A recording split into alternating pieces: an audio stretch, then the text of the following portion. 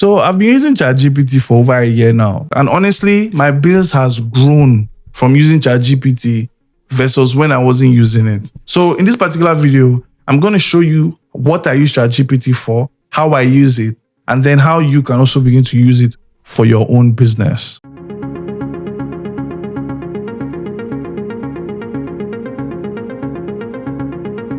From here on out, we're going to break this video down into 3 or 4 key parts. For sales and marketing, we're going to start off with copywriting. So let's say I want to send out an email and I'm thinking of, okay, what should the title of this email be?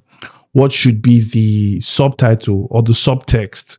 So, there's the title, then there's the little one that Google will show you as you're looking at the email, things like that. If you're using an image, which I strongly suggest you do if you're in an e-commerce business, what text should be there? What kind of images should be there? Now, this is where my first custom GPT comes in.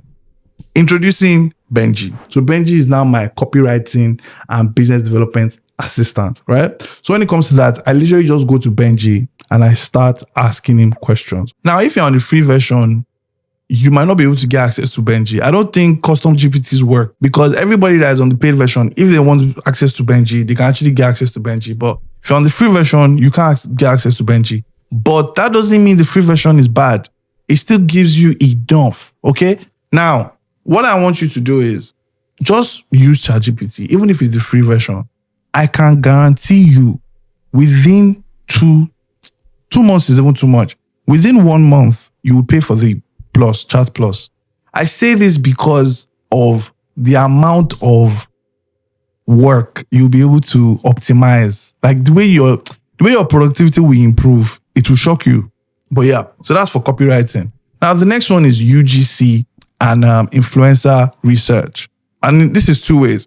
Looking for the UGC and influencers and then helping me come up with scripting, offers, things like that for these influencers. And what do I mean by that? So there is something called the agent mode. When you're in ChatGPT, you will literally go there, and this is for Chat Plus and Pro. You can literally click the agent mode and then tell the ChatGPT agent what you want it to do for you. So for example, let's say we want to look for influencers or UGC creators in this beauty space for Nigeria, right? We're looking for Nigerian UGC creators or Nigerian influencers. Check Instagram to make sure that this is in their bio, things like that. Go and look for them for me. When the agent comes back, it's going to give me certain results that I can then use to then say, okay, you know what? Let me research this further. Let me look at these people's profiles and let me also engage with them. By engaging with them, I need to then maybe send them a DM, send them an email if they have their email information, things like that. Who is going to help me come up with those emails?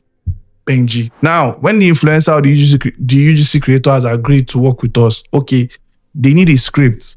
Now, most times what I do with my scripting is I just give them a script guideline. So I give them either a story guideline that, this is the story we're trying to achieve, or this is the script or keywords that we want you to say, right? Another thing I also do is I probably put some reference videos or reference images. Who will help me look for these reference images or videos?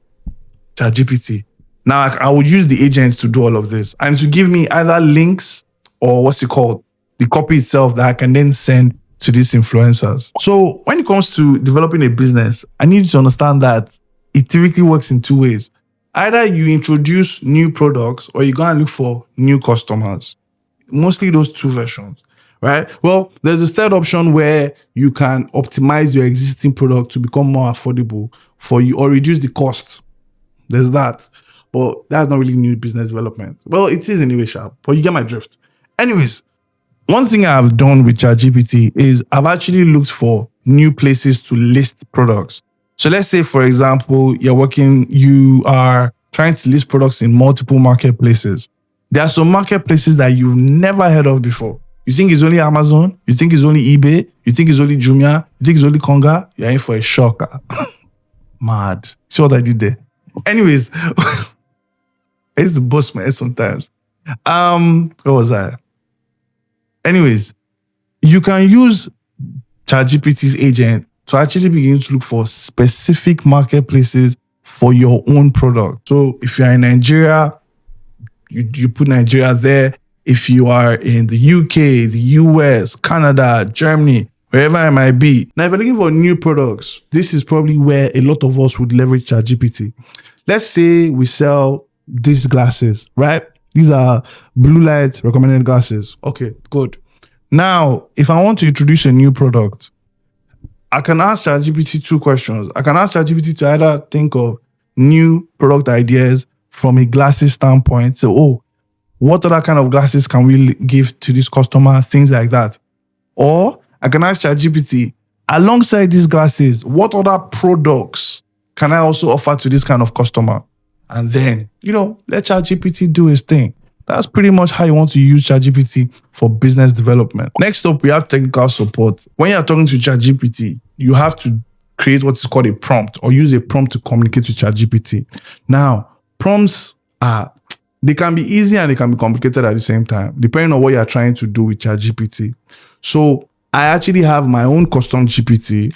It's called Taju. So Taju is my prompt assistant. And what Taju's job is basically to help me create prompts and follow-up prompts for key projects that I know that this one is not, I don't need plain English. I need more than plain English.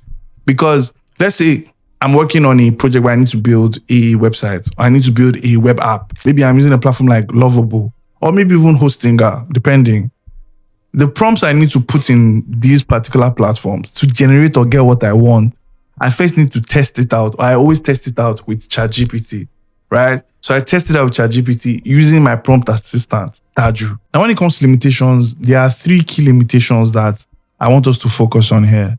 Now, the first one is customer service. A lot of people, a lot of humans are not very excited about the fact where they are interacting with an AI. They still want to interact with humans. Another thing is the legal aspect of things. There is still a very gray area as to how to communicate AI images or AI video, right? Sometimes there is this, there are things where you say, oh, you need to let people know that this is AI generated. But then if I say it's AI generated and I write it in one very small white font and I put it inside the image that is white, but and I say, oh, it is there.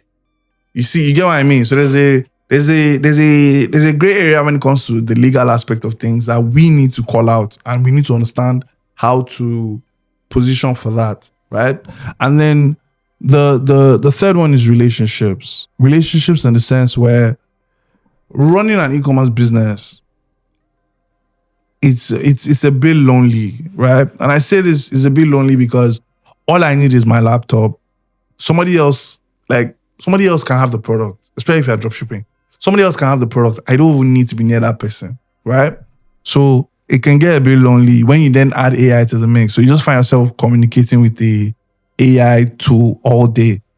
And then these AI tools, they actually talk back to you now. I'm not sure how I feel about that. But yeah, that human relationship is also there as well. But honestly, I'm not saying all this to knock it down. It's kind of weird. We're living in like a sci-fi movie. Sometimes that's how I think of it. Sometimes I just think of it that, okay, this is very sci-fi. This is very sci-fi. But yeah, let me know what you guys think though. Let me know if you guys use ChatGPT and what you use it for. And hopefully you would have learned 1 or 2 ways of how you can start using it as well from this video. Yeah, that's pretty much it. Subscribe if you haven't, and I'll see you tomorrow.